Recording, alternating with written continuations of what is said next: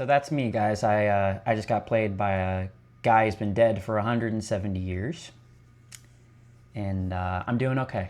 I'm doing okay. I'm getting over it a little bit. I'm getting some therapy.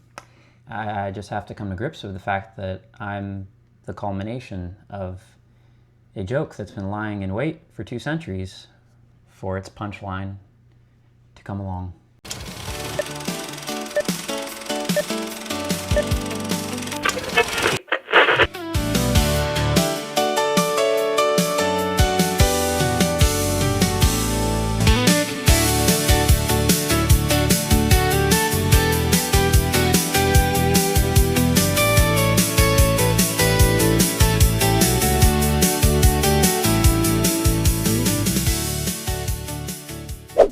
Well, here we are, guys. It's another episode of Think Again.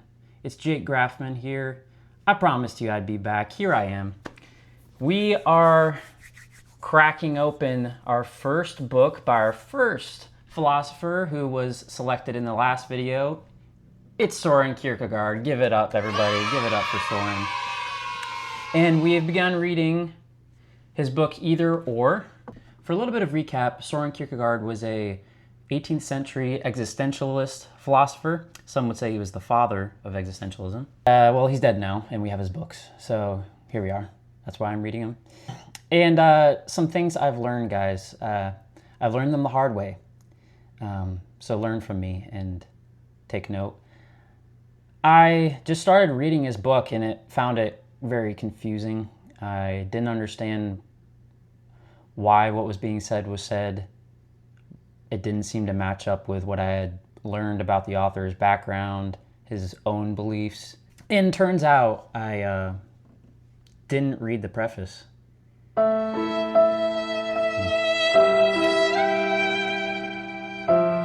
And if I had done that, I would have known that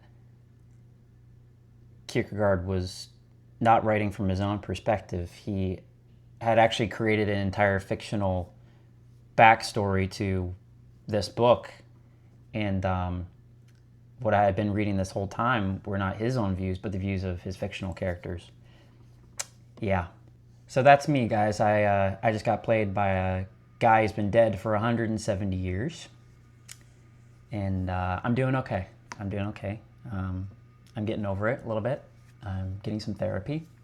I just have to come to grips with the fact that I'm the culmination of a joke that's been lying in wait for 2 centuries for its punchline to come along. But anyway, hey, it's all about learning, right? That's why we're doing this. I learned. Don't be lazy. Just read the preface first and you'll learn everything you need to know. So now that I've read the preface, I understand what's going on a little bit better. So in the preface, Kierkegaard basically makes up this fiction story that he bought a desk, and inside of the desk in a little compartment was the correspondence of letters and essays between person A and person B. And he's basically using these two people to dialogue back and forth about their differing philosophical perspectives. Person A represents the philosophical viewpoints of an aesthetic, an aesthete, and person B represents the viewpoints of an ethicist. Now, when I first read both those terms, I was a little bit confused because I was like, wait, I think I know what those mean, because people use those words all the time. Oh, that's very aesthetic, or oh, that's not ethical, or so I just wanted to double check and make sure that I actually understood these terms before I just assumed they're being used in this context how we use them today, which I'm glad that I did, because I actually learned a little bit to kind of recalibrate me on what's being talked about here. So an aesthetic person, a person who has aesthetic philosophy, believes that meaning is found through immediate sensory experiences, emotional intensity, and artistic beauty, and the avoidance of boredom, which I feel like everybody tries to avoid boredom, but I guess it's them. They were the first. They corner the market on boredom avoidance, so give it up for them. And an ethicist believes meaning and freedom comes through commitment, fulfillment of duties, as well as conscious choices. So kind of what I assumed they meant, but it's more specific, so I'm glad I double-checked that. So that's what these two fictional characters are representing, two different philosophies of life's meaning. And if I'm going to be honest, so far the language Kierkegaard has used in his writing has been a little bit confusing. It's been a little bit hard to grasp. It's pretty flowery. And maybe that's just because I'm slightly mentally impaired, but I'm trying to make it. I'm making my own way through it. Sometimes I have to double read a line, but hey, you got to do what you got to do.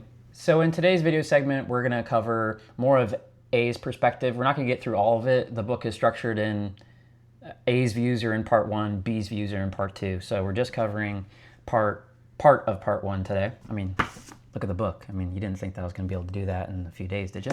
And as I've been reading and getting acquainted with person A, this guy, like, if he was born anywhere near today, would have, like, been a 2000s punk rock lead singer. Like, he just would have been in a band. Like, we'll get into a little bit of it, not extensively, but man, just total punk rock. Basically, everything he has to say is life is pain, and it's going to come with a side of angstiness and over fascination with death. Like, just everything is death, death, death, death, come quickly.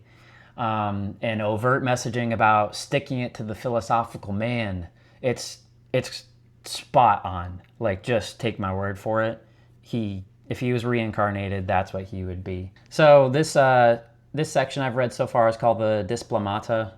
And I found some of the entries to be funny. You know, some of them are relatable. Like, honestly, I was like, yeah, man, I'm right in there with you. But also some of it was just like, dude, what are you talking about, man? Like, I don't know. Some of it didn't really jive with me. Some of it I disagreed with. But as I understand it, that's kind of the whole point of the book, is A is going to give his views, and then later B is going to rebut a lot of it. So I'm kind of curious to see if I'm going to line up with Mr. B or Mr. A. I don't know. We'll find out. I think one of the first jumping off points you can get as to understanding what person A's thinking is really all about is when he says, I prefer talking with children. With them, one can still hope they may become rational beings. But those who have become that, Lord save us. It's funny. Like, it's pretty funny. Very, like, irony-soaked. I like it. Who doesn't like some good sarcasm? But I really think in that cynical line, you get a pretty good understanding for what's going on, and maybe even something historically that Kierkegaard is trying to bring up, in that I guess in those times, there was a big push for heavy logical interpretations of things, hyper-rationalism. And it seems like person A is representing someone who's kind of pushing back against a lot of that. And you see the irony of it, right? It's like adults are supposed to be very logical, right? Very rational. And the irony and the cynicalness of it, he's saying, oh, like, I like hanging out with kids because at least kids have some hope of becoming rational. Which is pretty funny. And I think even you can see that some today, right? Like, a kid, in some ways, it's like there's kind of hope for them because maybe they haven't been indoctrinated by a certain kind of thinking. There's certain kinds of people that you meet where it's just like, dude, I can't even be around you right now. Like, you only think in one track, and any evidence that's brought against you, it's just like, it doesn't even click with you. Like, people that are so just brainwashed. So I thought that was pretty funny, but also it gives you a pretty good idea of what we're going to be dealing with in this section of the book. Real pushback against hyper-rationalism. Another example of some of the absurdities that A thought people had was that once they get freedom of thought, they don't fully use that freedom. They also want freedom of speech, to express that thought. Well, guess what, buddy? This is America, and we got freedom of expression and freedom of thought. And we put them together, buddy. We don't need your either or. We'll take both. America! Sorry, I don't know what came over me. One of the punk rocker examples that A had was when he says, alas, the door of fortune does not open inwards so that one can force it by charging at it. It opens outwards, and so there is nothing one can do. Like, that is just like complete, you can't make no money, man, because the man's going to get you down. The man controls everything. I really disagreed with that line. I mean, I understand the sentiment. Like, there's kind of two things going on. There's the, I guess you'd say, existential truth, right? I understand that from an experiential level. But also, I know logically that's not quite how life fully functions. There are things available for you to do to change your environment, to change your surroundings. So that's where, like, some of A's thinking was starting to get into areas where I'm like, I don't know if I'm down with this exactly. And from there, even though Kierkegaard is using fictional characters, there was some sections where you can kind of get the feeling that maybe his voice is coming through this character a little bit, because A starts talking about general disgusts he has with the church and culture, which historically I believe Kierkegaard spoke out about very strongly. So that's why I was thinking, this might actually be Kierkegaard talking here. And he says basically that culture's ambitions and the church's passions, I should say, like the passion and the zeal of church has been like so watered down that it's basically just like pitiable or like laughable, which I thought was a good take, because I think that's kind of evident to see. A lot of the examples he used, I was able to even see today. And I didn't think that they were really that misguided. As cynical as it was, it seemed to be pretty spot on to me, which I don't know if it was encouraging. Well, I guess it was encouraging in a way that it felt human. You know, it felt that what's going on today is similar to what was being experienced back then. And that's kind of a thing that I wanted to talk about a bit, because I think that maybe in some circles there's this understanding or idea that, oh, back then was like different. Back then was better. Back then was a time where the real quality people lived, and they were smarter, and they didn't deal with any of the junk that we deal with today. And even just like reading a little bit of this book, I've kind of realized it's not true. So far, like the majority of everything that's been talked about in this book is anxiety, sadness, depression, struggling with the reality that one day you're going to die, distaste with like daily life, and getting in a rut and not liking the way society structures things, where like, oh, work this job and then get promotion in that job, and then like all that is stuff that people struggle with today. Like, it's not that much different, guys. Like, it's pretty much the same. I think you'd be struggling with the same things back then. You'd just be driving around in a horse-pulled carriage, and you might be wearing a suit. So, I mean, points for that, I guess. But all in all, though, that section wasn't completely like a downer. I think that there was a lot of encouragements to take away, and I think Kierkegaard was really trying to encourage the reader to take on a life of passion, not out of control lusts and fleshly living, but a life of true conviction that is truly oriented around the truths of the gospel. Not one that's just like, oh yeah, this is what I believe, and I attend church, and I'm a good citizen. That's kind of the idea, the kind of living that he was saying he laughs at, right? He thinks is kind of silly. The biggest point that came up in this section, in which we're probably going to drill down in a little bit, is when A starts talking about really the concept of either or from his perspective, the concept of choosing. In an existential level, I understood. Like an experiential level, I know what he was saying, and I even agree with it. But it's always the conclusion that person A has, I just can't get down with it. The crux of the statement is basically this: if you marry, you will regret it. If you do not marry, you will also regret it. If you marry or if you do not marry, you will regret both. Whether you marry or you do not marry, you will regret both. I had to do a little bit of research about that, especially of like, one, he's like repeated himself a couple times there if you didn't notice. So I was just like, dude, you already said that. What A is doing is he's really beginning like this kind of attack on the logical, rational overreach that was happening then. And he's basically saying this to kind of like mock them in a way, because philosophers have structures for how they develop philosophy, right? They come up with basically like a proposition, I guess you could call it, or like an initial statement, and then an axiom. I don't know. Don't ask me to get into it. I'm obviously not a philosopher. And that's how they develop their understandings or their new proposals. And he's kind of mocking that here. His either or that he proposes, in my opinion, is kind of correct.